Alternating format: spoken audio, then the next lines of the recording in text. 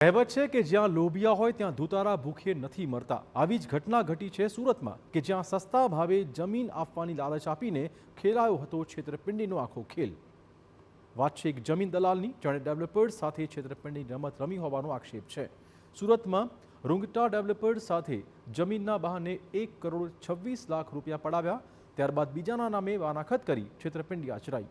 ફરિયાદી ડેવલપર્સે આરોપી જમીન દલાલ વિરુદ્ધ ફરિયાદ કરતા સુરત પોલીસના ઇકો સેલ વિભાગે આ દલાલ ઇલિયાસને પકડી પાડ્યો છે।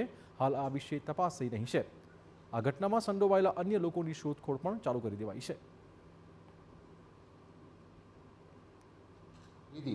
અને એ જમીન ખરીદી પેટે 1,26,00,000 રૂપિયા આરોપીઓને આપી દીધા હતા અને આ પૈસા આપ્યા બાદ પણ આરોપીઓએ આ જમીન અન્ય લોકોના નામે સાટાખત કરી અને વેચાણ કરી દીધેલી હતી।